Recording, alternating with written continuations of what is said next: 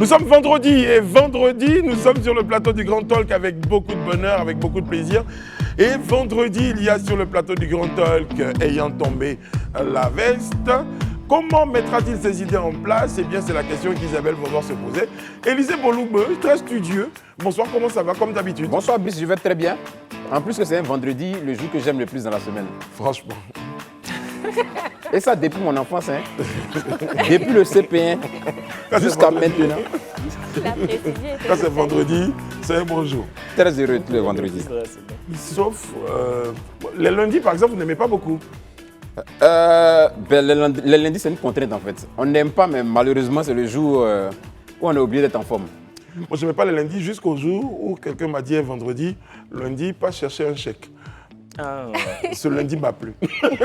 Le seul qui t'a plu d'ailleurs. Le dimanche était trop long. Bonsoir Pascal. Bonsoir Brice, comment allez-vous? Ça va, vous nous avez manqué quelques jours. Mais vous aussi, vous m'avez manqué. On vous retrouve avec beaucoup de plaisir. C'est un plaisir partagé. C'est un peu comme mon plus fidèle, loyal et adoré notable, Kevin Aubin, que je retrouve avec beaucoup de plaisir. Bonsoir Brice. Bonsoir Kevin. Ça va? Oui, ça va très bien. Souvent, quand la cour s'est réunie comme ça et quand je ne vous vois pas, je ne suis pas très à l'aise. Mais quand vous êtes parmi... Ah bah c'est tellement réciproque. Ouais. On va vous laisser. Au passage, je note que tu as un point à me faire. Hein. Bon, ça c'est en off. Oui, ça c'est en off. Oui. Alors vous êtes vu dans la loge, dans les couloirs, à l'entrée, au parking. Il n'a pas dit ça. Je vais prendre les téléspectateurs à témoin. Voilà, parce que je n'ai pas compris. Je demandais de faire un point en off. Je vais prendre les téléspectateurs à témoin. J'avais dit quelque chose là-bas, il est venu me dire autre chose. Voilà. Tu connais. Mais qui fait un point avec Kevin Aubin en off ne le fait pas vraiment off. Bonsoir Isabelle. Bonsoir Brice, bonsoir à la team, bonsoir chez vous. Ah non. Ah non. Non. Un grand sang. Tu danses pas? Et je promets que même moi, je n'ai pas de... C'est à la demande de Brice. Non, pas du tout. C'est à ta demande. Il fait genre, il n'y est C'est à pour ta rien. demande, Brice. Non, Isabelle a signé. Ah non, je sais c'est qui. C'est Pascal. Non. C'est à la demande de Brice. Non, je promets. Non, c'est Pascal parce qu'elle m'a fait une piqûre de rappel dans les loges. Et vous avez les preuves de ce que vous avancez, mademoiselle? De toute façon, dans les loges, je salue ceux qui ont vu la musique. C'est pas moi avec qui ai... Isabelle, j'ai signé un pacte de non-agression. J'ai signé un pacte. Mais ah bon? Il faut qu'on en parle en vrai.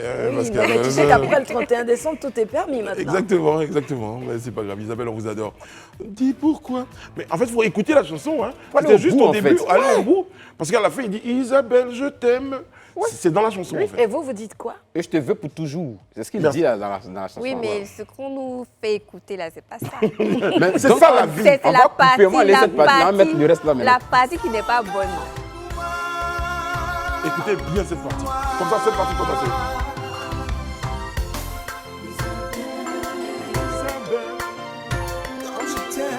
Ah, ça c'est chaud ça. Je suis triste et malheureux. Je vois que tout est fini. Ça fait, c'est un gourmet en fait. En vrai, c'est un gourmet. Il aime Isabelle, mais il reste malheureux du fait qu'Isabelle lui ait menti en fait.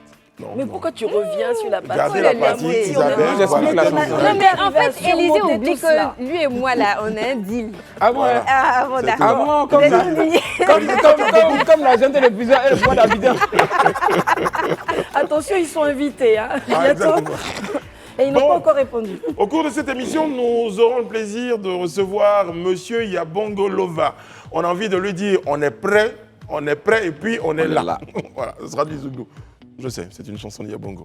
Et Kevin connaît bien. J'ai aucune préférence. Ah, Vous pouvez être certain de cela. Ah, d'accord. Non, moi j'adore. En plus, moi je suis un enfant du Zougou. Ben voilà. Mais voilà. Oui. Quoique tu aies du mal avec le pas. Non, c'est pas ça, rien à voir. C'est pas lié. Je vous promets, c'est Oui, pas lié. c'est ça. Il n'y a aucun lien entre le pas et l'amour qu'on a pour le Zougou. Merci beaucoup. Tous les vendredis, il y a le point de Jessica qu'on accueille maintenant, s'il vous plaît. Donc on lui trouve une chanson à Jessica. Ouais. On va voir s'il y a une chanson avec Jessica qui existe. Ah ouais? Parce que tout à l'heure, je m'ambiançais un Bien, tout pas petit les peu danses. sur le son d'Isabelle. Isabelle, c'est ça, elle en met une couche aussi. Bonjour Jessica, comment allez-vous? Je vais super bien, Brice, et vous-même? Ça va très très très bien. Alors votre premier point parle de... On va te laisser deviner un tout petit peu. Non, j'ai le choix. Je ne sais pas par quoi commencer parce que je voulais parler d'Aya Nakamura, mais non, l'autre point. Oui, les Nakamurans vont patienter. Mon top 1 de ce soir nous fait voyager au Sénégal. Ils ont enfin opté pour le bracelet électronique. La justice sénégalaise vient de placer 2 inculpés sous bracelet électronique au lieu de les envoyer en prison, inaugurant ainsi le dispositif mis en place pour désengorger les lieux de détention. Eh bien, c'est une grande première. Les 2 personnes sous bracelet électronique sont inculpées pour association de malfaiteurs, tentative d'escroquerie et usage de faux papiers. Voilà, ils porteront ce bracelet en attendant la suite de l'instruction de leur dossier. Et bien, rappelons que le Sénégal a inauguré mi-novembre à Dakar le centre chargé de surveiller les personnes sous bracelet électronique. Également, c'est une grande première dans toute l'Afrique de l'Ouest. Je crois que la Côte d'Ivoire peut s'en inspirer parce que les centres de détention sont vraiment ils sont débordés, hein.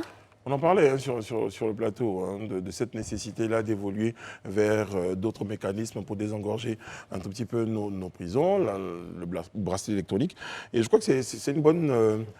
on va dire quoi? C'est un pays pilote.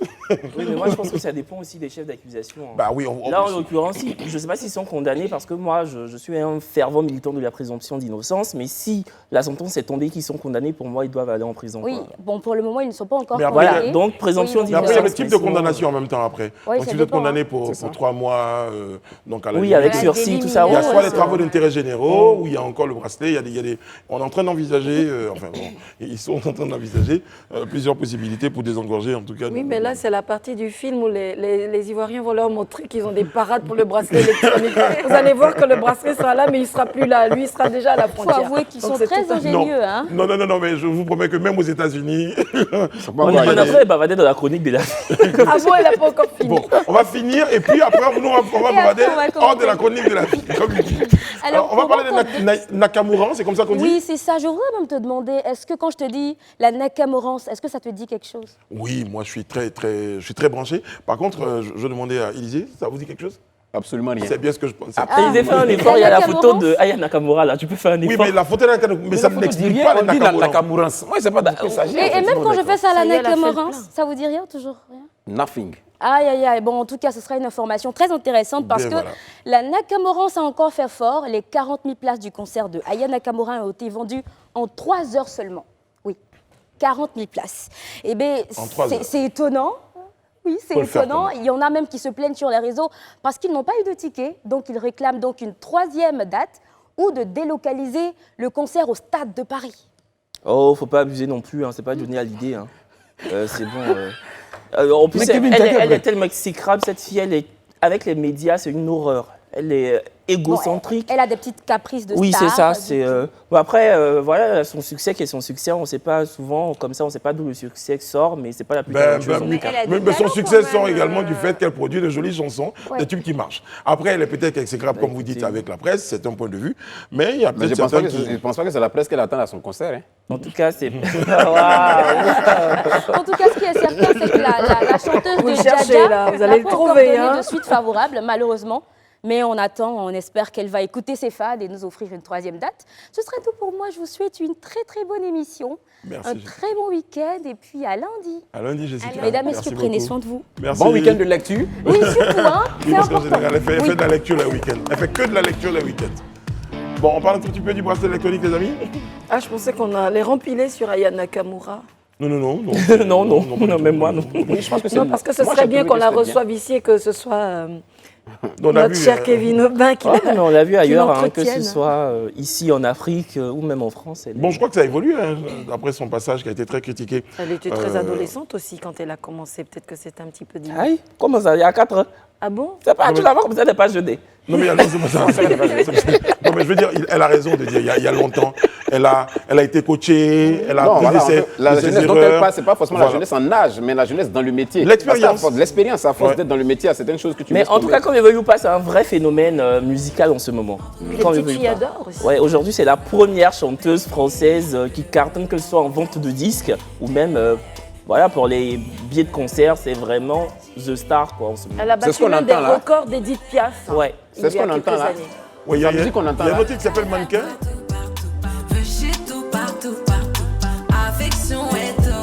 Ah oui, c'est pas du Aznavour. La même chanson, enfin, ces chansons se ressemblent. Il y a Mannequin, par exemple, là, que je pense Thierry. Ouais, la chanson Mannequin qui marche. Mannequin sans forcer. Ça qui fait la dégaine. Mais pour quelqu'un qui est très exécrable avec les Non, médias, mais l'acteur des Je sais médias faire aime la bien. différence entre l'artiste et la personne. Voilà.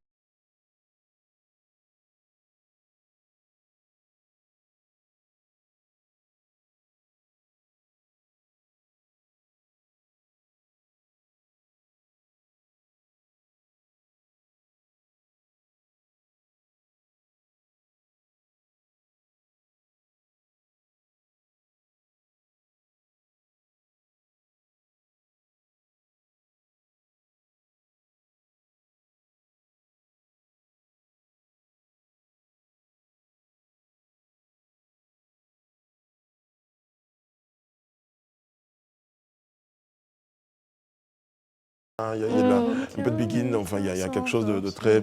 Il dit, t'aimeras me détester. C'est pas mal, ça. C'est un joli jeu de mots. T'aimeras me détester. Je vais te faire du sale, je vais pas te respecter. Waouh. J'écoute, hein, j'avoue que dans ma voiture, j'écoute. Voilà, j'écoute. Ah, c'est fini, terminé. Bon, ceci dit, on va, après ces belles paroles responsables, on va évoquer, les amis, le contrôle d'aptitude opérationnelle. Donc, Élise, on en parle avec vous? Oui, le contrôle d'aptitude opérationnelle, j'y arrive. Des unités, c'est un contrôle qui se fait au sein de la compagnie, du groupement des sapeurs-pompiers militaires, donc, qui a institué ce contrôle-là, qui est opéré au sein de ces différentes unités. Et à l'issue de ce contrôle-là, c'est l'unité de Bingerville, voilà, qui a été désignée comme la meilleure unité et donc qui a reçu le trophée. Je crois que c'est une très belle initiative. Déjà, même que de façon générale, hein, l'administration, je dirais, le groupement des sapeurs-pompiers fait un travail remarquable, hein, de façon générale, depuis quelques années quand même, il faut le reconnaître. Ils sont montés vraiment en puissance. Et dans ce lot-là, se distinguer comme la meilleure unité après le contrôle d'aptitude, je crois que c'est tout un mérite pour la caserne je dirais pour l'unité de Bingerville, que je voudrais en tout cas féliciter. Et aussi dire bravo, hein, au nouveau commandant du GSPM, à la personne du colonel Amorissani, qui a pris les rênes du GSPM en remplacement du général Sako. Très bien. En tout cas, tous les jours, ça fait partie un tout petit peu des mécanismes d'évaluation, de motivation. C'est ça. C'est une saine émulation au sein du corps, ouais. voilà, pour permettre vraiment aux différentes unités d'aller un peu plus loin dans leurs opérations, voilà, de se surpasser.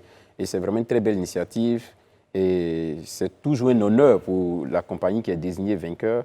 C'est toujours un honneur, c'est une fierté. Donc, on voudrait vraiment saluer l'unité de Bingerville. Mais au-delà, hein, moi, c'est, en tout cas, toutes les fois que j'en ai l'occasion, d'en faire la promotion, ou encore de saluer les efforts du GSPM, parce que pour moi, c'est ma compagnie de cœur. D'ailleurs, j'en suis un ambassadeur désigné dans mon propre cœur pour dire toutes les fois que je peux mener des opérations, des occasions sont bonnes pour moi, pour saluer le travail de ces soldats qui sont, qu'on appelait avant les soldats du feu, mais c'est au-delà. Hein. Ils sauvent des vies, mais tous les jours, dans des circonstances qu'on n'imagine pas, avec des moyens qu'ils n'ont pas toujours, il faut le dire, mais dans le cœur, ils ont cette envie-là de sauver. Oui, effectivement, des moyens qui n'ont pas toujours, mais qui sont toujours renforcés. De plus en plus, on voit passer les camions de pompiers, les camions d'intervention qui sont équipés aussi à l'intérieur. Et les malades, les blessés, les noyés, beaucoup de noyades, tout le monde est pris en charge. Et cette saine émulation que ça éveille au sein des troupes, vous le disiez, est à saluer. Mais il y a aussi un effort qui est fait au niveau de la statistique. Et je pense que dans le contrôle d'aptitude, ça a dû être pris en compte parce qu'aujourd'hui, on a eu l'occasion de le voir pendant les fêtes. On a donné les chiffres quasiment en temps réel de tout ce qui s'était passé en termes d'accidents pendant la première période des fêtes, la première partie après Noël, et puis ensuite au 31 décembre. Et ça permet de sensibiliser parce que ce sont des données sur lesquelles on s'appuie pour sensibiliser la population. On l'a d'ailleurs fait ici le 31 décembre avec les chiffres que Daouda avait donc donnés sur le plateau. 2 points de sensibilisation. Hein. Le premier, c'est concernant les faux appels. Voilà. Donc des gens qui appellent toujours les centres de pompiers pour rien du tout, juste parce qu'ils ont envie de s'amuser. Il ne faut pas le faire, c'est pas bien. Ça détourne les soldats d'une mission qui aurait pu être salutaire ou salvatrice pour quelqu'un. Donc vous appelez, je n'ai pas compris moi non plus Kevin, mais il y a ce point-là, il y a le point également des... Vous savez qu'il y a des populations qui allaient jusqu'à caillasser les camions de pompiers. Donc juste parce qu'ils ne sont pas contents en disant les pompiers ne sont pas arrivés à l'heure, ils sont allés jusqu'à casser des... Alors qu'ils font avec ce qu'ils ont et ils font comme ils peuvent. Voilà, je pense que être pompier, c'est un sacerdoce. Si une personne décide de se lancer dans ce métier-là, c'est parce qu'elle a véritablement envie de s'y donner à cœur joie et d'y aller à fond. Voilà, donc faudrait. Je crois que quand même sur la question du fait qu'on caillasse les véhicules des pompiers, depuis un certain temps quand même, c'est un phénomène qui s'est nettement amoindri parce que. C'est pendant les crises peut-être. Voilà, aussi. les pompiers sont montés, comme je le dis, en puissance en termes même de mobilité parce qu'ils ont été vraiment équipés. Il y a eu quand même des moyens. C'était pas parce qu'ils n'étaient mais pas. aujourd'hui, C'était juste parce qu'ils arrivaient à des moments, parce qu'il y avait encore sur la route des indélicats qui refusaient de laisser les camions de pompiers passer quand ils arrivaient. Mais malgré ça même, ça veut dire que, en dépit du fait que ce n'était pas vraiment de leur faute, mais les pompiers même n'ont pas tout de suite fustigé cette attitude, mais ils se sont remis un peu en cause. Ils se sont dit, est-ce qu'on ne peut pas trouver un autre mécanisme pour être plus rapide? Et aujourd'hui, ils ont pris même des motards. Il y a des motards qui ouvrent la voie pour les unités de pompiers quand il y a des urgences et tout ça. Ils ont essayé même de s'adapter progressivement vraiment à la situation. Et honnêtement, aujourd'hui, il faut dire que je dirais le temps de réactivité des pompiers s'est nettement amélioré sur l'étendue du territoire. Ça, on peut Mais qu'est-ce qu'on peut parler du temps de réactivité? Parce que quand on parle du temps de réactivité, c'est peut-être le temps qu'ils prennent pour réagir. Alors, ils réagissent tôt. Il n'y a pas encore la téléportation spéciale pompiers. Il faut dire aux automobilistes et même aux piétons que quand vous entendez la sirène des pompiers, mais bon sang, il faut vous ranger. Il y en a, non seulement qui ne se rangent pas, mais ensuite, quand le camion du pompier passe, ils vont essayer de se mettre derrière pour éviter l'embouteillage. Pour le suivre, mais c'est incroyable, c'est de l'incivisme et il faut que les gens comprennent. Il y en a beaucoup qui le comprennent, mais il y en a encore une grande partie qui ne savent pas qu'entendre la sirène du pompier, eh bien, c'est se ranger à tout prix. Et qu'il y a quelque part urgence et ils ont besoin d'intervenir. Voilà. Allez, bravo pompiers, bravo les pompiers. Bon, bravo à la compagnie de Benjaville. Voilà. Bien, écoutez, il y en a un qui a dû s'inspirer de la devise des pompiers sauver. Bon, lui encore, il a sauvé, heureusement. Hein. On va s'arrêter à sauver. C'est l'artiste. Transition, oui. Je promets, j'y ai pensé, j'ai travaillé ça. Bon. Je sais, Kevin, merci beaucoup. Et bien, c'est l'artiste Maro qui a sauvé la vie d'un bébé et celle d'une femme âgée au cours d'un incendie. L'affaire remonte donc au mercredi 11 janvier, donc aux environs de 13h, lorsque l'incendie s'est déclenché dans une immeuble provoqué par un court-circuit. Ça également. Face au danger, j'ai lu les récits, hein, face au danger, les riverains ont eu l'idée de poser donc une échelle à la fenêtre de chaque maison de l'immeuble pour sortir les occupants, ignorant qu'ils laissaient derrière eux une dame et son bébé. C'est ainsi, attention, c'est ainsi que Maro va affronter l'incendie en trouvant plusieurs techniques pour contourner le feu. Et les cris du public lui demandent « Maro, descends, descends !» C'est les cris du public, car jugeant l'aventure trop dangereuse. Tout d'abord, il réussit à sortir le bébé par l'échelle grâce à l'aide d'un autre jeune homme. Et la vieille dame ne pouvant pas descendre, Maro va décider de rentrer dans l'immeuble et la faire sortir. Maro, tu es héros. Bravo, Maro. Bravo, Maro. Ouais. Il a fait mieux que Mamadou Gassama, ça, moi, je trouve. Oui, il a été quand même courageux, oui, honnêtement. Rentrer dans les flammes, je peux vous dire. Non, je ne suis pas en train de minimiser le geste. Pour moi, c'est un acte héroïque. Mais je n'ai pas envie de comparer avec Mamadou Gassama. Je pense que c'est deux héros qui méritent des honneurs, point. Moi, je n'ai pas envie de faire la comparaison. D'accord. Donc, nous, notre Maro, là. Des images qu'on voit. Voilà. Le monsieur en rouge qui tient le bébé, lui aussi qui est héroïque. Oui. Franchement, il est héroïque. Incroyable. Et j'ai suivi une vidéo de Maro cet après-midi où il disait que c'est vrai que sur la toile, il y a eu en tout cas beaucoup d'éloges à son endroit et autres, mais il pense aussi que ces éloges doivent être orientés à l'endroit de ce monsieur en rouge, dont il n'a pas pu prendre le numéro, mais qu'il l'espère pourra contacter un jour, parce que ce monsieur aussi a été héroïque. C'est grâce à lui que le bébé a pu sortir, parce que ça n'a pas été facile. Lui a récupéré le bébé au premier étage, mais le monsieur a dû aller jusqu'au 3e étage pour aller prendre le bébé à la fenêtre. Donc, il a souhaité aussi c'est exactement comme Mamadou Gassama. Voilà, qu'on puisse le féliciter. Mais regardez même sur les images l'élan de solidarité. C'est-à-dire il y a toute une chaîne humaine du 3e au 1er étage qui se démène pour sauver le bébé. Là, lui, il est au premier, il prend le bébé, il rentre dans la maison, il descend avec le bébé. Gassama était seul. Il vient de déposer le bébé et il remonte maintenant après pour aller sortir la mémé qui était dans l'immeuble là où il y avait des flammes en fait. Il faut plus d'actes d'humanisme. Le voici qui sort, voilà. Le Maro, c'est lequel? C'est celui qui est en blanc. Pas celui-là, l'autre qui était le premier à sortir. C'est Maro. Bravo Maro. Là, la mémé donne le bébé, voilà, au monsieur par la fenêtre.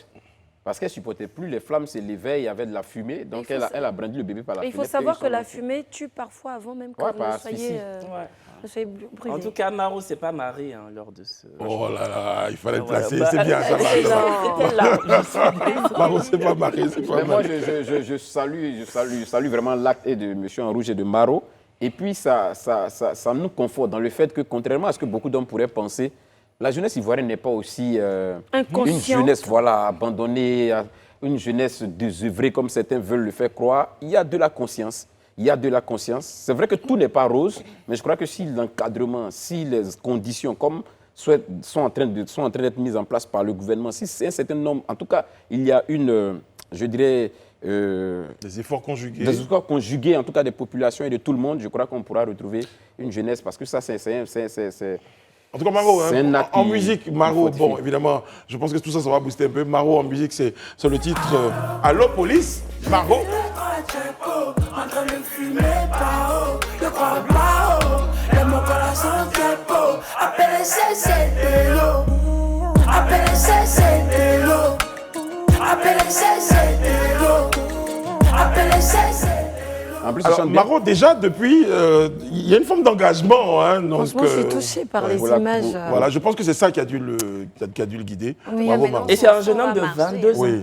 Il a que 22 ans. Il s'est fait connaître justement via ce titre qui est une reprise de la star Burna Boy.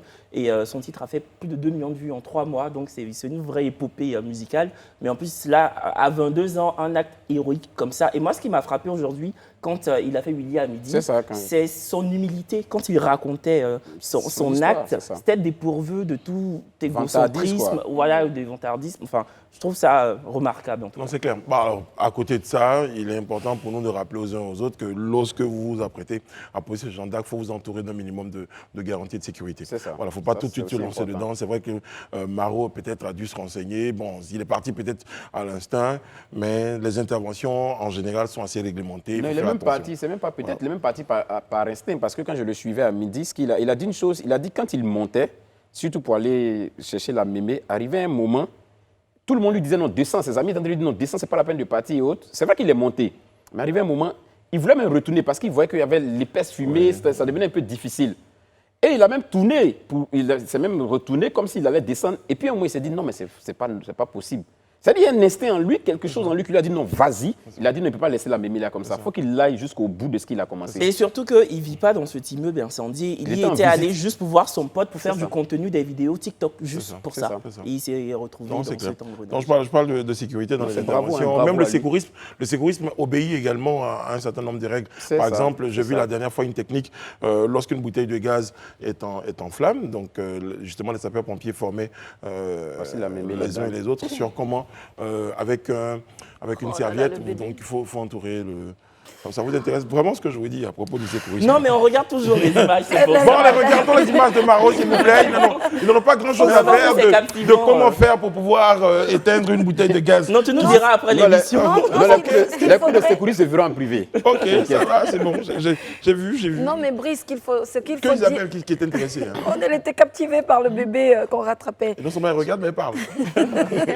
Non, je pense que sur les bouteilles de gaz, ce qu'il faut privilégier, c'est qu'enfin, on ait des bouteilles de gaz avec un système où on clique, on enlève, et puis il n'y a plus ce mécanisme manuel de manipulation manuelle. Voilà, je pense que des bouteilles qu'on clique, ça peut exister, en attendant de passer au feu à induction et à toute la panoplie d'autres solutions. Je crois qu'il y a des sociétés qui sont... À un moment, il y avait des bouteilles comme ça. Voilà, c'est ça. Si, il y a une marque qui le fait. Je ne vais pas le dire, mais oui, c'est beaucoup plus cher, enfin, légèrement plus cher, mais ça existe déjà des bouteilles de gaz qui sont sécurisées. Parce que je sais qu'une fois, j'ai été obligé d'utiliser même, c'est pas très prudent d'abord, c'est ça, pour pouvoir dévisser. Oui, pour que ça puisse... Voilà, et après... Moi, mais il y a un vendeur qui me conseille, il dit, ah, mais monsieur, si ça ne peut pas s'ouvrir là, prends un pilon et puis tape dessus. Boum, boum, boum, boum. Il dit, mais c'est du gaz. Il dit, c'est ton sorcier qui est là. Bon, vous voyez où on nous conduit. Bon, alors, pendant qu'on parle d'actes héroïques, donc des héros des temps modernes qui ont été découverts, donc au nombre desquels on inscrit en lettres d'or le nom de Maro, et bien de l'autre côté, Il y a des gens quand même qui posent des actes. Un propriétaire de Gbaka et son chauffeur, eux, qui ont été arrêtés pour bord d'enjaillement. Encore, regardez la vidéo, franchement.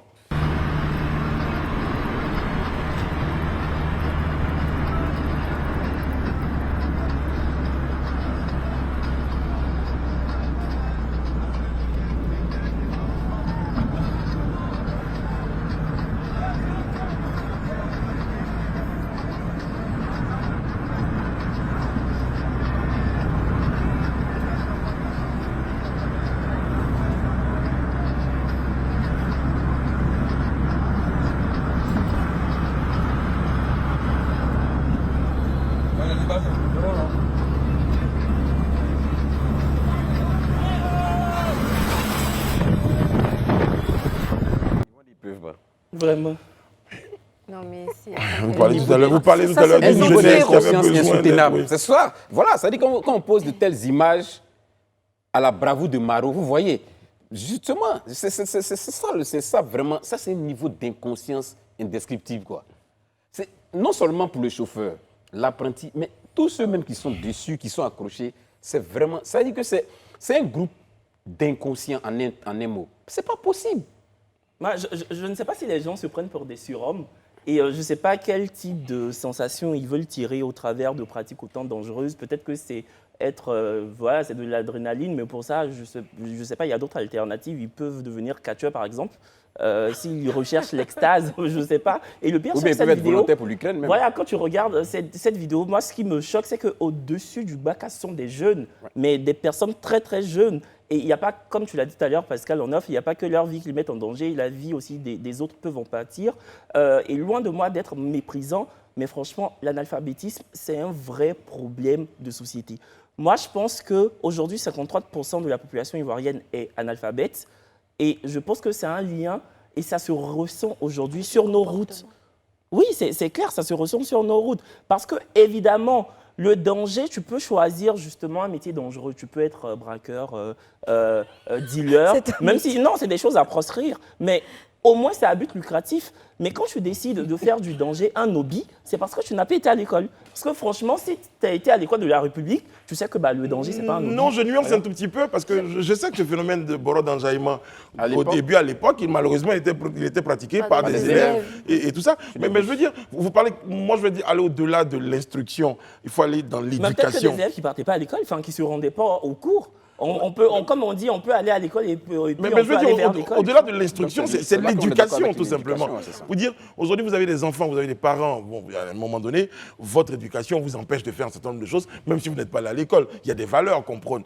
Mais là, en l'occurrence, moi, j'ai même envie de dire que ce phénomène-là est la forme aggravée de ce qu'on a l'habitude de voir, qui passait un peu crème, c'est de voir des apprentis Gbaka en train de se balancer sur des portières. Et puis qui laissaient leurs pieds comme ça. Voilà, et ça se fait. Non, mais là même encore, ce que moi je trouve même dommage dans cette affaire, c'est-à-dire, j'espère que l'information n'est pas complète ici, parce que pour moi, l'interpellation ne doit même pas se limiter au chauffeur de Gbaka et à son apprenti. Il y a une mais quarantaine de personnes, d'individus là, tout le monde est interpellé. Non, c'est des jeunes. Enfin, je veux dire, il y a des ados au-dessus du Gbaka. Pour moi, mais le nom, c'est des jeunes, c'est pour ne pas qu'on les interpelle. Attends, est-ce que tu connais l'âge de... Mais il termine.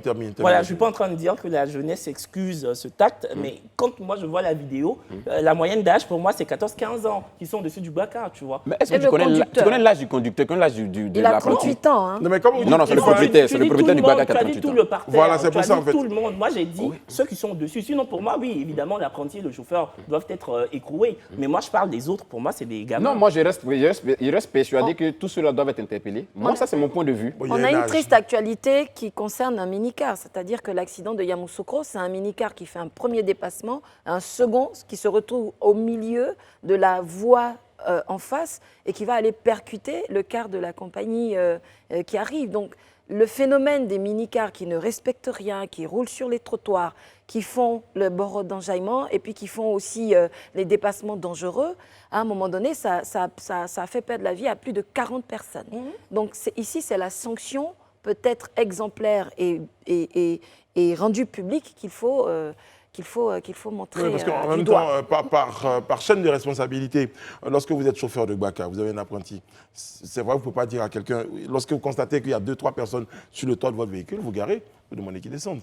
Mais quand vous continuez à rouler, donc votre responsabilité semble... Mais là, est-ce qu'ils n'allaient pas à la plage? Les messieurs ne sont pas montés, ils ne sont pas retrouvés sur le Baka à l'insu du chauffeur. Mais c'est ce qu'on dit. C'est son accord. Mais c'est ce qu'on dit. Ils sont tous de connivence, ils se connaissent tous. Il n'est pas en train de faire du transport. Là, ils se sont mis ensemble pour faire... Il faut dire que lorsque le chauffeur de Baka, forcément avec les rétroviseurs, en tout cas le bruit en haut, il se dit il y a des gens sur mon toit. Au cas où même il ne serait pas au courant que des gens sont en train de faire ça, il gare. Non, je pense que dès le départ, là où je rejoins Brice, c'est pour ça que je dis, pour moi, le principal responsable, c'est d'abord le chauffeur. Parce que ces gamins qui sont dessus du Baka, c'est des adolescents.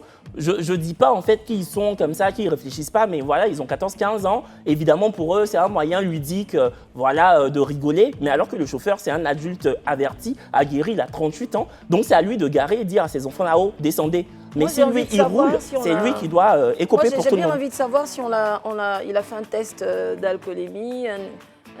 Et puis qu'on a vérifié si tout était bien. Maintenant, quand on interpelle le chauffeur et qu'on interpelle la pratique Baka, et sous prétexte que ceux-là, les adolescents, on les laisse partir, comment on leur fait prendre conscience qu'ils sont mis en danger? Et qu'est-ce qu'ils ont fait? Ils doivent plus refaire. Non, mais pour ça, mais toi, tu parles de prison.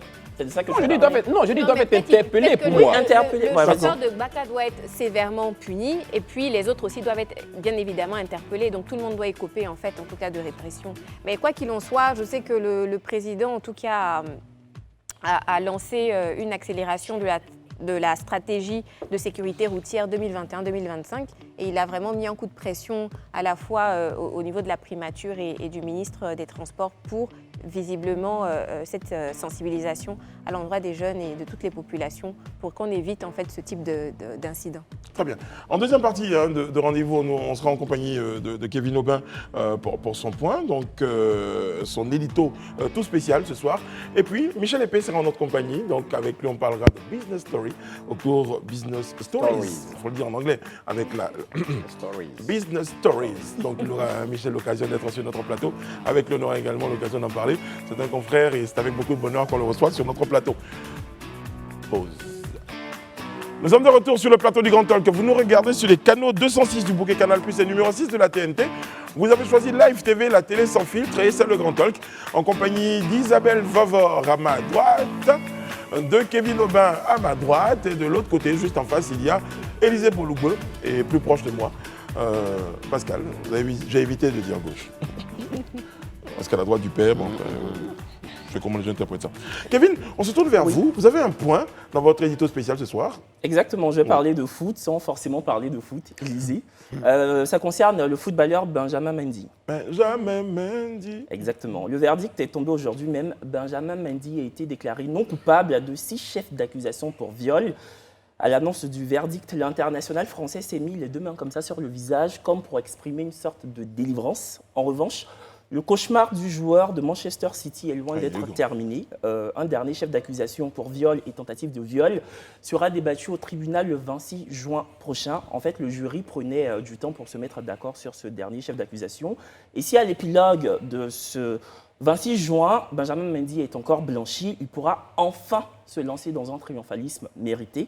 En tout cas, son club, qui l'a suspendu depuis le début de l'affaire, depuis le dépôt des plaintes des 7 femmes qu'il accusait de viol, s'est fondu d'un communiqué, je cite, « Le Manchester City prend acte du verdict rendu aujourd'hui par le Chester Crown Court, dans lequel un jury a déclaré Mendy non coupable de 7 chefs d'accusation. Étant donné qu'il existe des questions ouvertes liées à cette affaire, le club n'est pas en mesure de commenter davantage pour le moment. » Fermez les guillemets. Bon, un communiqué laconique, erratique, sans grande substance. À l'annonce du verdict, l'entraîneur du club, Pep Guardiola, s'est terré dans le mutisme. En revanche, il a témoigné en faveur de Mendy durant le procès. Mendy a été écarté des rangs de Manchester depuis septembre 2021. Son contrat avec les Citizens prend fin début juillet 2023 et son procès se tiendra le 26 juin 2023. Que s'est-il passé, Kevin ? 7 femmes l'ont accusé de viol. Voilà, viol, tentative de viol. Il était dépeint comme un prédateur. Un prédateur sexuel. Exactement. Voilà. Wow. Du coup, toutes les marques qui travaillaient avec lui ont décidé de l'éjecter et son club l'a suspendu. Et donc là, sur 7 chefs d'accusation, il y en a 6 qui ont été en sa faveur. Exactement. Il reste un dernier chef d'accusation. Et encore une fois, que cela m'inspire. Encore une fois, la justice médiatique et les procureurs de la tutosphère ont presque enterré la carrière d'un joueur au talent incontestable sous fond d'accusations de viol dénuées de preuves, mais surtout sous fond de déni de la présomption d'innocence.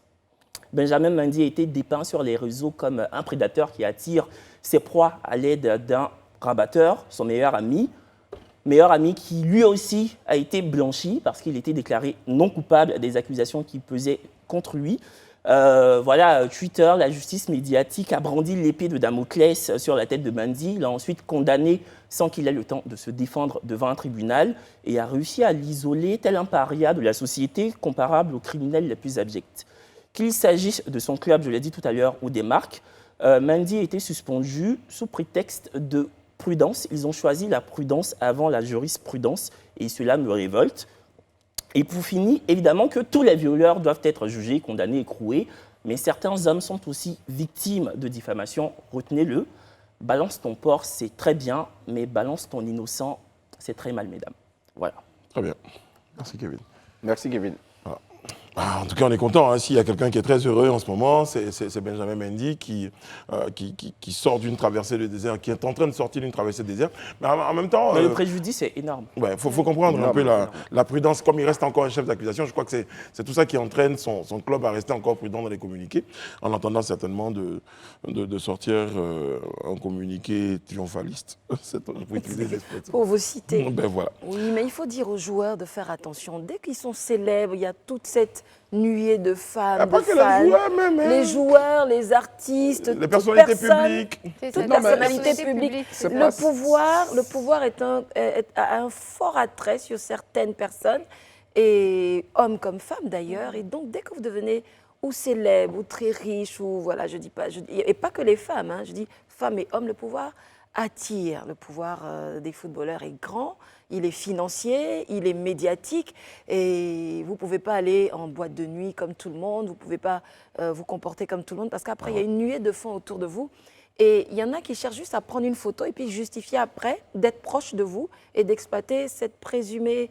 ou peut-être que vous allez avec quelqu'un qui était consentante et à un moment donné... Bon, moi, je pense qu'après, il faut... Je ne sais pas, ça n'engage que moi ce que je vais dire. C'est que dans le mécanisme, même, et je pense que ça doit être le cas, on commence à faire beaucoup plus attention à la chaîne de dénonciation. Parce qu'il y a des personnes comme ça, lorsque 2-3 personnes... Et ça a été, elles s'engouffrent dans l'accusation. Dans l'accusation. Ah oui, moi-même, un jour, on s'est rendu compte qu'il m'a regardé comme ça, on s'engouffre dans le truc.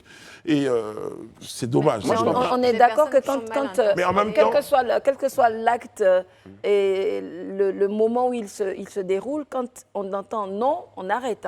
Ouais. C'est ça. Non, ça veut dire non. C'est le leitmotiv en Europe. Non, ça veut dire non. J'ai regardé plusieurs procès. Quel que soit le moment de l'acte où vous êtes, quand vous entendez non, ça veut dire non. Il faut arrêter les conceptions selon lesquelles le nom derrière le nom d'une fille, ça veut oui derrière. C'est absolument n'importe quoi. Un non, c'est un non, et quand vous entendez non, il faut arrêter. C'est le premier point. Le second point, tout à l'heure, j'ai parlé. Pour les hommes aussi, quand ils disent non, c'est non. On va en discuter. Non, oui, c'est dans les deux sens. On va en discuter. Il faut qu'on en discute quand même pendant la pub. Parce que je veux dire, c'est que... Arrêtez. Non, la question est très sérieuse quand même. En attendant que je revienne, allez-y. Peu importe le sexe. En attendant que Brice revienne, moi je suis d'accord en fait qu'il faut être prudent. Mais en même temps aussi, j'en appelle un peu aux uns aux autres à arrêter un peu cette forme de méchanceté inutile. Ça veut dire cette volonté manifeste de détruire, de casser des gens, parce que les gens sont dans un élan en train d'évoluer. Parce que ça, quand vous regardez, moi je mets ma main au feu, c'est purement et simplement de la machination, de la manipulation pour détruire Benjamin Mendy. Et aujourd'hui, voilà que la justice est en train de le blanchir. Heureusement. Mais oui, heureusement que la justice est en train de le blanchir. Mais il y a d'autres cas, je viens. Particulièrement, non, parce que c'est pas le premier à empathie. On a même d'autres, justement, malheureusement, qui ont été avérés. Dans ce même pays d'Angleterre, là-bas, ce pays d'Angleterre que je ne veux forcément pas fustiger, mais là, c'est un pays des coups bas. Et on a même encore en mémoire des sorties ici, des choses qui ont été dites à l'endroit de certains de nos internationaux, même ivoiriens. Certains de nos internationaux qui avaient été accusés de certaines choses ici, mais après, ça a été des affaires sans suite, parce qu'on s'est rendu compte au fur et à mesure que c'était des choses montées de toutes pièces. Donc, c'est des faits auxquels les uns et les autres sont habitués. Il y a des gens qui sont tapis dans l'ombre, qui se donnent pour mission de détruire, de casser la carrière des gens, de détruire des gens. C'est pourquoi je suis d'accord avec il faut assainir Pascal quand elle dit qu'il faut faire attention. Il faut faire attention, je suis entièrement d'accord. Mais en même temps aussi, derrière, il ne faut pas qu'on passe tout ça par perte et profit. Parce que là, il a perdu gros. Maintenant, qui paye le préjudice? Non, mais ça encore, il y a encore un chef d'accusation. Mais vous allez assez vite. Vous allez un peu trop vite. Il faut que la justice aussi sache que quand il y a des accusations qui ne sont pas avérées, que les pertes sont énormes, il faut que celles qui ont porté plainte alors qu'elles savaient qu'il n'y avait aucun fond, il faut que celles-là soient aussi conscientes qu'on peut reporter. Il faut qu'il y ait des dommages et intérêts. Oui, moi, j'entends tout ce que vous dites, mais pour finir en 2 phrases, moi, je pense surtout qu'il faut laisser la justice faire son travail. Mais c'est ce que je m'apprête à dire. Il faudrait que la justice médiatique se la ferme et arrête de condamner au préalable les présumés coupables ou les présumés innocents avant qu'un tribunal ait donné un verdict définitif. Mais c'est pourquoi je dis que ce que tu appelles la médiatisation tutosphère dont tu parles là. Mais tout ça là, c'est enrobé dans un plan. Justement, c'est enrobé dans un plan. Ne voyez pas tout en plan. Dans le plan de destruction là, quand vous présentez tout en complot, tout en plan, non, Élisée. Non, je ne dis pas que non, mais je veux nuancer. Je dis il y en a. On vous a écouté tout à l'heure, Élisée. Élisée, on vous a écouté. Oui, je me base sur des précédents. Non, vous a écouté. Oui, je me base sur des précédents, donc je n'accuse pas. Mais vous parlez des précédents, mais il y a d'autres précédents qui ont eu lieu où des personnes qui ont été accusées, ça a été avéré que les personnes avaient commis ces actes. Donc, il ne faut pas toujours présenter ça comme étant que des complots. Voilà, donc c'est pour ça qu'on ramène des choses à la justice, dont c'est le rôle d'éclaircir le vrai du faux. Voilà. Mais je comprends pas, va perdre tes profits. Mais oui, mais forcément, ce que je retiens, c'est que mon édito vous a... Voilà, vous a motivé. C'est bien, beaucoup d'intérêt. On est contre l'injustice, donc c'est normal qu'on... Ben oui, il faut, bien sûr. Il peut porter plainte contre ces accusatrices et demander des dommages et intérêts. Ben oui, justement, ça arrive dans plein de cas. Vous êtes victime de diffamation, quand vous êtes blanchi, vous portez plainte contre la personne qui vous a diffamé. Elle ne pourra jamais lui payer ce que Manchester City lui paye. Elle peut payer quelque chose quand même. Allez, on va faire la grande actu où on reçoit notre invité. Bon, allez, on va pour notre grande actu. Pascal, vous avez mis les pieds dans le plat lorsque vous évoquiez tout à l'heure le cas de l'accident pour notre grande actu. L'accident de Yamoussoukro, eh bien, les circonstances du drame sont connues. Oui, effectivement, le bureau d'enquête et d'analyse, qui est un organe du ministère des Transports, dirigé donc par Dr Ekra Anne-Marie, a enquêté, comme c'est son rôle, et a tiré les conclusions, tout en précisant que celle de la police aussi était en cours, parce que c'est une partie des conclusions. Ce sont les faits, en fait, qui sont établis. Et il est établi que donc, ce minicar qui devançait un cortège pour aller à des funérailles, donc qui a quitté Abidjan pour aller à Séguéla, ce minicar-là a commencé un certain nombre de dépassements au niveau de Yamoussoukro. Et ces dépassements-là ont conduit ce minicar, donc de dépassement en dépassement dangereux, à se retrouver, et je cite l'enquête, en plein milieu de la voie opposée. Et venait donc en face le car de transport qui, lui, avait démarré de Yamoussoukro pour se rendre à Abidjan. Et donc, il s'en est suivi le drame qu'on connaît. Les différents propriétaires ont été identifiés, les conducteurs, les circonstances du drame seront encore plus profondément élucidées, mais au moins aujourd'hui, c'est le lieu de saluer déjà la présence de ce bureau d'enquête et d'analyse. C'est une très bonne initiative, moi je trouve, parce qu'on se plaignait que les accidents avaient lieu, mais quelles étaient les suites en termes déjà de compréhension des faits? Parce que les comprendre, c'est aussi mieux sanctionner ceux qui ne respectent pas tout l'environnement de la route, du code de la route, et qui donc occasionne des accidents. Mais ce qu'il faut savoir, c'est qu'en Côte d'Ivoire, le facteur humain est l'un des facteurs les plus présents dans les accidents de la circulation et avec quand je lis les informations qu'on a, eh bien, le minicar n'avait pas de carte grise, valable. Et côté assurance encore, c'est un défaut de visite technique aussi. Ouais, elle avait une assurance, mais elle n'avait pas de carte grise, comme vous le dites. Elle n'avait pas aussi de certificat de visite technique. Donc, roulette dans l'illégalité totale, en fait. C'est le cas de le dire. C'est le cas de le dire. Bon, en tout cas, il était important qu'on fasse un peu le point pour dire que c'est un sujet qui tient à cœur donc, au ministère des Transports et à toutes les autorités compétentes pour que plus jamais on ne retrouve ce genre de situation-là sur nos routes.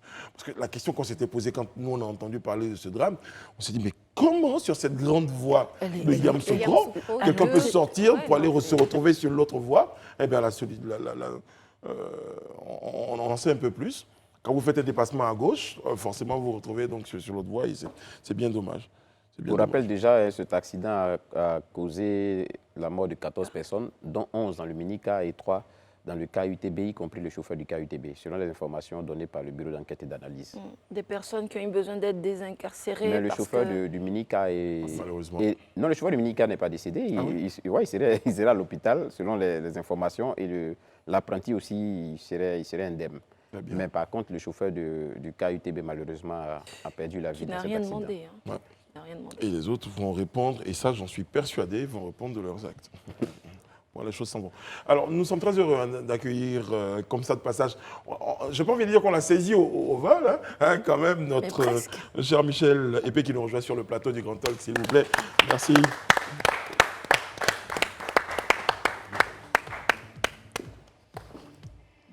Ah ben dis donc, ça fait plaisir de vous avoir comme ça. On sait qu'il y a un emploi du temps assez chargé, mais bon, on a souhaité vous avoir. Bonsoir Michel, comment allez-vous?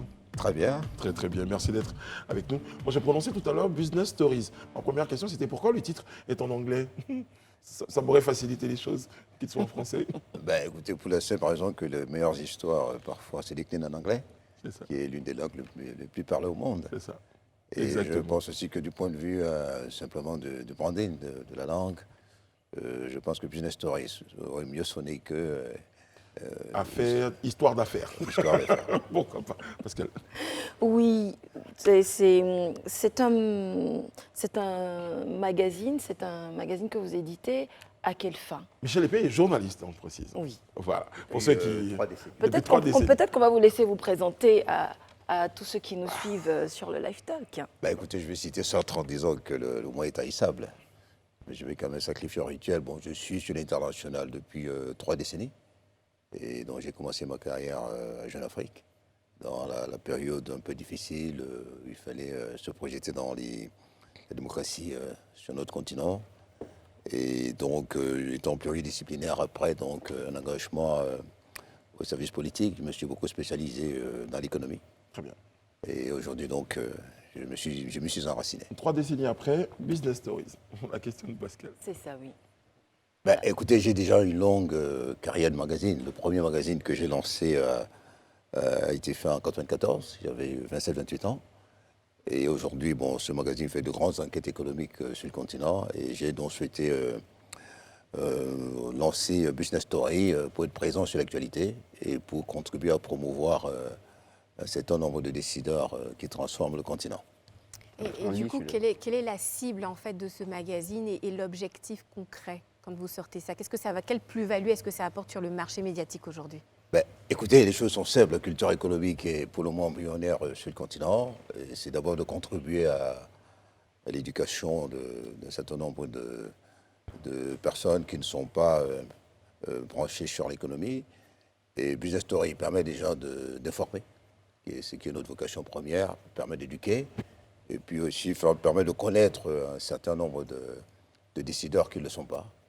Et puis, pour répondre directement à la question, je veux dire que c'est important pour un journaliste qui pense avoir des choses à dire de participer au débat. La couverture était... Et sur la couverture, on a Tidiane Thiam. Pourquoi Tidiane Thiam? Ben, écoutez, je connais Tidiane Thiam depuis le début des années 90. Je l'ai connu lorsqu'il était à McKinsey. Et moi, j'étais jeune journaliste à Jeune Afrique. Et que la problématique du plafond de verre se posait déjà parce que j'appartiens à cette génération qui est née au milieu des années 60, un peu comme Tidiane Thiam et beaucoup d'autres, et que la question pour eux de rentrer en Afrique ou de s'insérer dans le schéma des emplois en France se posait. Et il s'est donc trouvé que sur la base de l'enquête que j'avais commencé à faire pour l'hebdomadaire Jeune Afrique, je me suis retrouvé avec 300 noms à peu près de cadres qui avaient été lauréats à la fois des grandes facultés en France, mais aussi de grandes écoles. Très bien. Et justement, Tidiane Thiam, la tentation de l'excellence absolue. Dites-nous juste en fin d'entretien comme ça, sans spoiler l'article, hein, dites-nous pourquoi la tentation de l'excellence absolue. Mon Dieu, il y a un jeu de mots dans l'histoire. Ben, les choses sont simples. Je pense que ce qui le caractérise le mieux, pour ceux qui le connaissent ou qui l'ont côtoyé, c'est que dans tout ce qu'il souhaite faire, dans tout engagement, il souhaite tutoyer l'excellence. Et il se trouve donc que tout au long de son parcours, en dépit des vents contraires, il a réussi à toujours à lever le gant et à se situer toujours au standard dans lequel il souhaitait s'enraciner. Qu'est-ce qui fait que Michel, c'est ça? Ça n'a rien à voir, hein. Ce n'est pas une question de la DST. Qu'est-ce qui fait que Michel est à Abidjan en ce moment? J'ai toujours eu pour la capitale ivoirienne beaucoup d'appétence, comme on dit, et que ça fait près d'un quart de siècle que j'ai séjourné à Abidjan. J'ai eu des bureaux, c'est les diverses crises qui nous ont amenés à partir. Et aujourd'hui encore, nous avons ouvert un bureau. Et c'est dans ce cadre que nous y séjournons assez souvent. Très bien. En tout cas, ça nous a fait plaisir. Hein. Mais absolument. Peut-être une dernière question, si vous permettez. Brice, la grande époque de Béchir Ben Yamed, qui nous a quittés il y a quelque temps. Qu'est-ce qu'on peut retenir de cet homme? Écoutez, je pense que c'était un grand patron de presse qui a, contre vents et marées, réussi à arrimer le navire sur les meilleurs standards internationaux. Je sais effectivement que sur le continent, il y a beaucoup de controverses sur la fiabilité ou l'indépendance éditoriale du magazine. C'est toujours très très difficile, hein, je sais de quoi je vous parle, d'abord de créer un magazine et puis sur le pari de l'indépendance. Et je pense que tous les entrepreneurs, notamment dans les médias, le savent. Merci. Et donc, ce qu'il faut retenir de Benjamin, c'est un grand patron de presse et qui avait l'amour de ce continent. Vous êtes en Côte d'Ivoire depuis un bout de temps. Vous connaissez le zouglou? Vous écoutez du zouglou? Pas encore? C'est pas grave. J'ai l'occasion, tout à l'heure, de vous présenter l'un des meilleurs artistes zouglou de Côte d'Ivoire et d'Afrique. Il s'appelle Yabongo Lova. Il sera notre invité sur notre plateau tout à l'heure. On marque une courte pause avant de le recevoir tout de suite. Nous sommes de retour sur le plateau du Grand Talk avec Kevin Aubin, Isabelle Vavor, Monsieur Élisée Bolugbo et Pascal, qui sont avec nous. Vous avez retrouvé vos lunettes? Parfois je les mets, elle a mis un avis de recherche dans le groupe. Elle change ses lunettes. Parce que celles-là, ce ne sont pas les bonnes, justement. Ah là là, on vous en trouvera. Je connais 2 ou 3 bonnes adresses. La Paire, par exemple. Oui, je permets de la citer parce qu'elle m'aide également. La Paire? Oui, il n'y en a pas 2 alors? Placement de produits. Placement de produits. Soutien également, parce que je n'ai pas mes lunettes en ce moment. Et mes lunettes sont en ce moment en train d'être faites. Un appel de pied, en fait. Arrêtez, je parle de La Paire, donc c'est pour me perdre de ma paire de lunettes. Et vous avez des lentilles, là? Non, je lis difficilement. Voilà. Donc, aux amis de La Paire, donc je fais un coucou et puis je dis merci et félicitations. Yabongo Lova est avec nous, s'il vous plaît, sur le plateau du Grand Talk. Ben voilà, André Yabongo, voilà, très bien. Très bien. Pas un peu de musique. Oui, C'était pas ça le deal. Arrêtez. Il y a un mystère à la télévision, arrêtez, ne dévoilez pas tout. C'est les aléas du direct. En tout cas, on sait que vous avez une oreillette. Ça, tout le monde le sait. Tout le monde le sait maintenant, voilà, du coup. Bonsoir Yabongo, comment allez-vous? Bonsoir, ça va. Isabelle, justement, que je vous présente, Isabelle Yabongo Lova, elle s'est renseignée sur vous. Ok. Et Isabelle, combien d'années de carrière pour Yabongo? Environ 10 ans. Environ C'est bien 10 ça. ans. Hein. Ouais, 10 ans. Mon Dieu, quelle recherche. Non, elle a travaillé il y a 3 jours. Pendant 3 jours. Elle a tellement fouillé que ça ne lui a pas pris suffisamment de temps, en fait.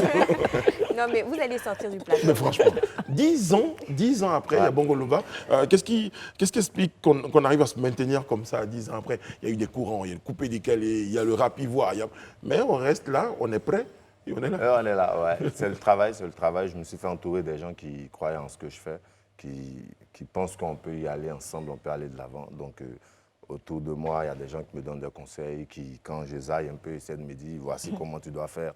Et puis, bon, c'est grâce à tout cela et à mes fans aussi qui soutiennent ce qu'on fait. Et ça fait qu'on est là. Voilà.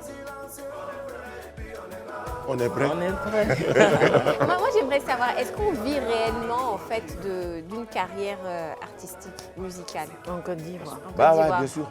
Oui. Bien sûr. Moi, de mon côté, en tout cas, ça va, on ne se plaint pas. On ne fait pas que la musique. À côté, on a quelques petits business qu'on essaie de gérer un temps soit peu, mais la musique aussi nous fait vivre. Ouais. La musique fait vivre à travers les spectacles, les ventes de CD, bon, enfin, un peu moins maintenant, mais les tournées aussi. Bien sûr. Fait partie Et des puis artistes. le Burida fonctionne bien, hein. Il y a un vrai cadre pour les artistes maintenant. Il y a un vrai suivi de la part du Burida, des carrières des artistes avec les royalties qui sont reversées. Exactement. Mais justement, pour revenir au Burida, vous êtes très généreux en featuring. Atito Kwata, Mix Premier Slide du Slide, pour ne citer que ceux-là, des artistes avec qui vous avez collaboré dans le passé. Vous n'êtes pas non plus avare en single solo. Votre dernier clip, Bonne Journée, est sorti il y a 2 semaines. Bonne année. Bonne année, pardon, est sorti il y a 2 semaines. C'est un peu plus Donc, large. oui, bonne année. Donc, une profusion de titres qui laisse à penser que vous seriez très bien loti au niveau du Burida. Est-ce que le Burida vous rétribue à hauteur de votre valeur? Ouais, bah après aussi, il faut comprendre qu'on fait des featuring souvent par affinité, tu vois. Et après, en tant qu'artiste, il faut déclarer ses œuvres. Donc, on essaie d'aller vers le Burida pour dire, écoutez, j'ai fait telle chanson avec telle personne. Et puis, ce qu'on doit gagner, il nous livre. Donc, la question de Kevin, c'est de vous mettre en parler avec le militaire. Bon, moi, je note que vous vous démarquez par la singularité un peu de votre thème vocal, ce qui n'est pas très courant dans le milieu du zouglou. Moi, je pense que en dehors de Bayon, je pense à l'époque, il y avait aussi cette singularité. Après, on vous voit aussi. Est-ce que c'est un choix? Parce que là, quand je vous écoute, c'est pas la voix du chant. Ah, si. Est-ce que c'est un choix? Moi, je trouve que c'est la voix du chant. Bah, en fait, on a grandi dans une atmosphère un peu villageoise, tu vois. Okay, voilà, chez nous, les dimanches, le grand-père amenait les taureaux, il y avait les masques qui venaient, tu vois. Okay. C'est tout ça qui a un peu agi sur nous. Et il faut savoir aussi que j'ai fait un tour dans le coupé-décalé dans les débuts. Donc, je me suis... Et même dans j'ai le rap. mélangé Et tous même ces dans le rap. styles-là pour donner vraiment un style. Parce que quand tu viens quelque part, quand tu viens faire quelque chose, il faut marquer, il faut qu'on dise que, écoute, tout de suite, ça, c'est Yabongo. Et c'est à ça que j'ai pensé. Et puis, j'ai gardé ma voix pour qu'on sache qu'il est vraiment différent des autres. Voilà. Et pendant autant d'années, jamais vous avez eu envie en fait de lâcher la musique et faire autre chose? Non, c'est jamais passé à ma tête. Au contraire, on a de gros projets et on prie Dieu pour que tout ça puisse voir le jour, pour qu'on puisse encore aller de l'avant. C'est ça le plus important. Ouais. C'est vrai qu'il y a quelques mois de cela ou quelques années de cela, on avait... C'est vrai, Yabongo n'est pas un habitué des scandales, hein, on ne voit pas son nom dans beaucoup de choses, mais à un moment, on avait quand même entendu qu'il y avait quelques bisbilles entre vous et Tito.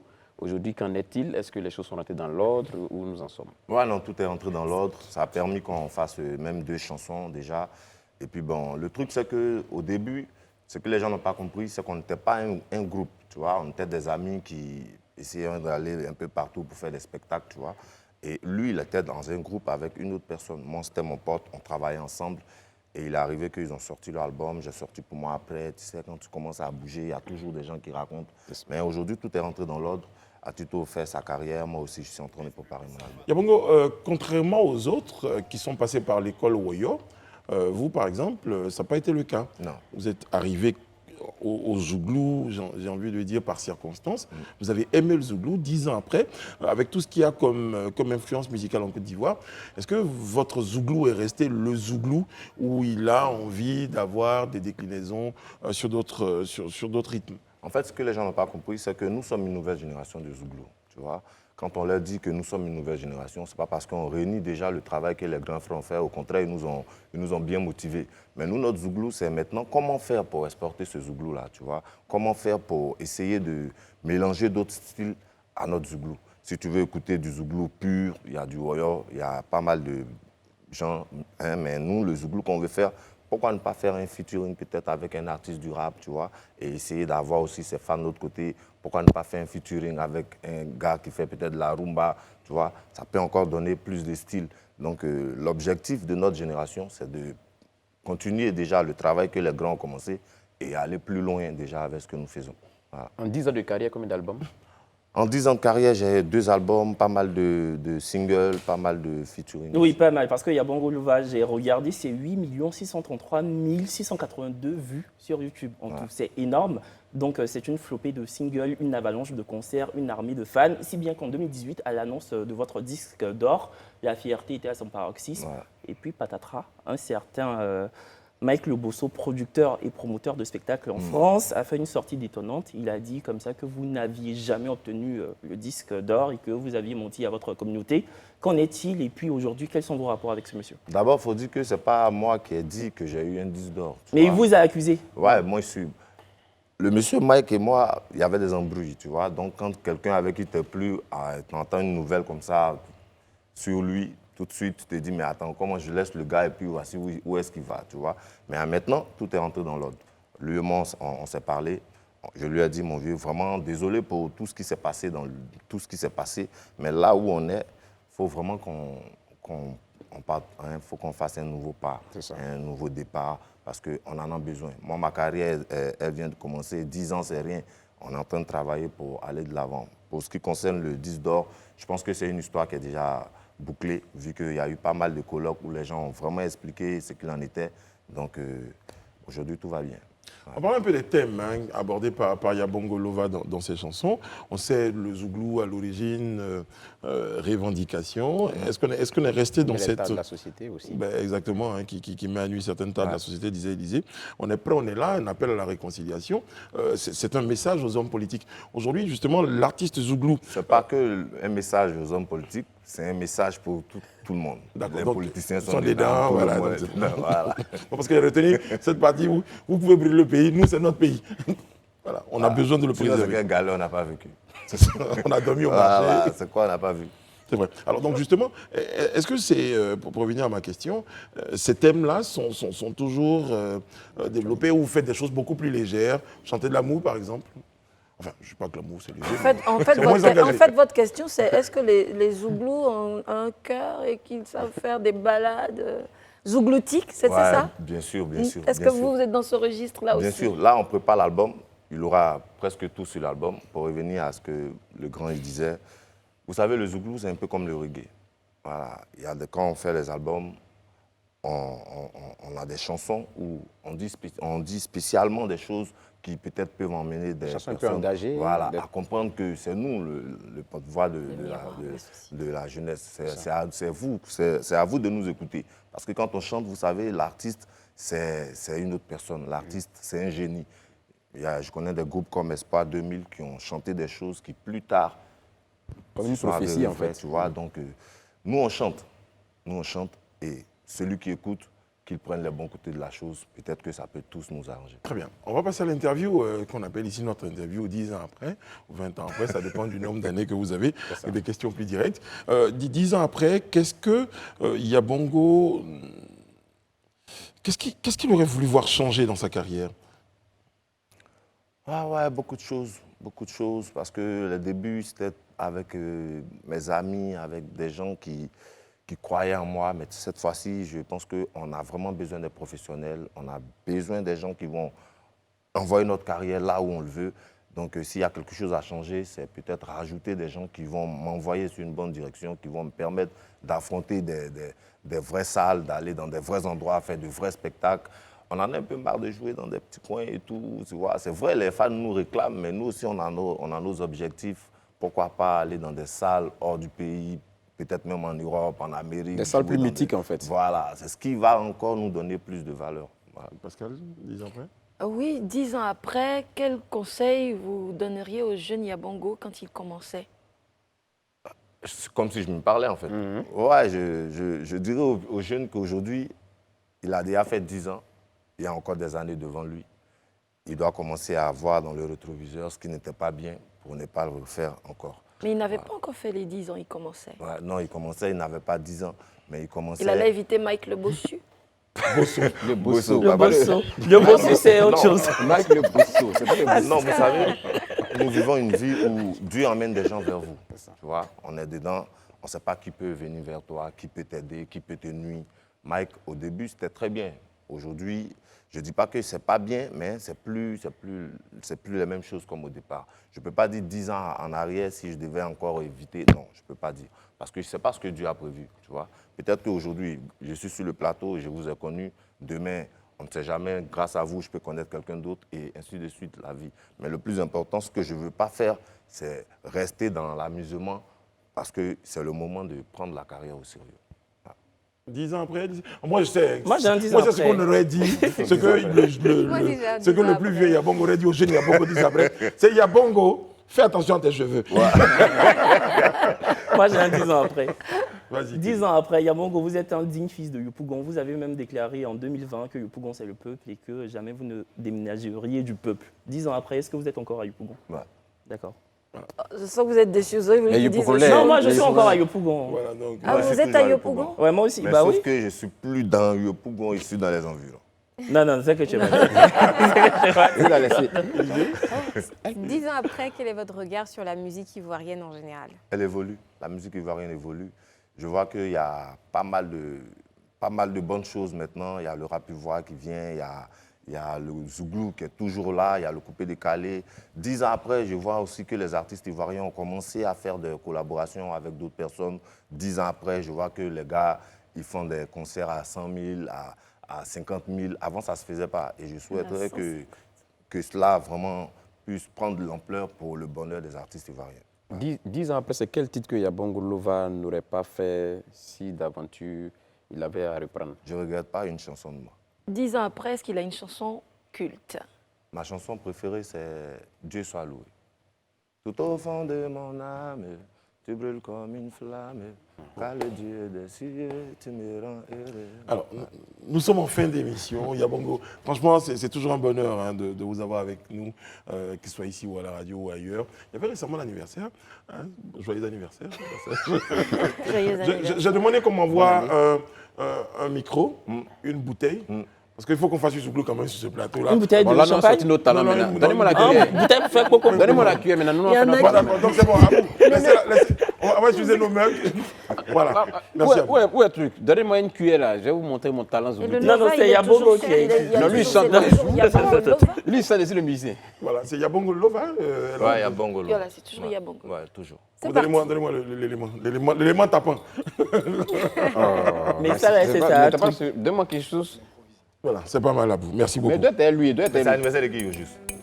Non, on va que tu nous fasses une chanson. Mais c'est quoi il fait? Mais il a mis le truc. Bon, il a mis le beat, donc. Non, nous on fait du Zouglou naturel. Bon, il y a beaucoup, on est là. L'émission est en train de partir pour nous laisser. Nous on fait du Zouglou naturel. Nous on fait du Zouglou naturel. On m'a dit qu'il faut rester sur place.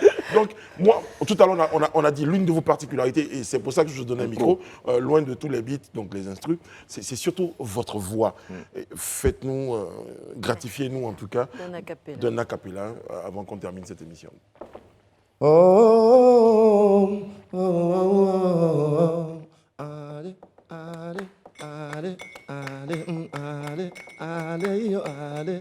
Allez, mon vieux, je savais même pas que j'allais venir ici à Live TV. Couché chez moi tranquille, on dit petit, il y a émission. Je vois des gens qui ont caméra devant eux là. Je dis, mais qu'est-ce qui se passe? Yabongo Lova, tu fais quoi sur le plateau? On dit, c'est le grand talk. Et si c'est sur Live TV,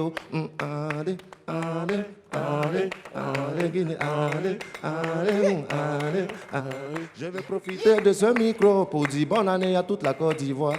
Bonne année à ceux qui suivent Live TV. Maman, je connais pas ton nom, mais je connais Brice Ano. Maman, toi aussi, je te salue. Oh, Isao.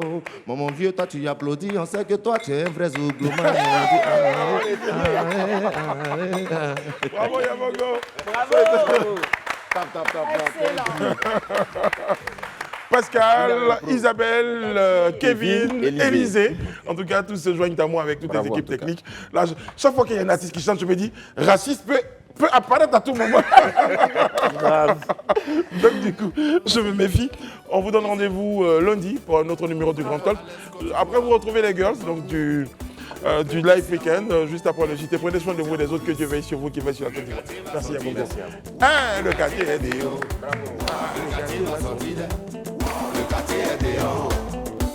Tout douce à Lyon. Digital Gaton Select. Solo Massa. DJ Biggis. Chez nous là-bas, y a pas de travail, tout le monde est sur Facebook. On s'ennuie tellement qu'on attend un buzz pour se distraire. Mais quand ça arrive, c'est là le gâté va sortir d'elle. Le gâté va sortir.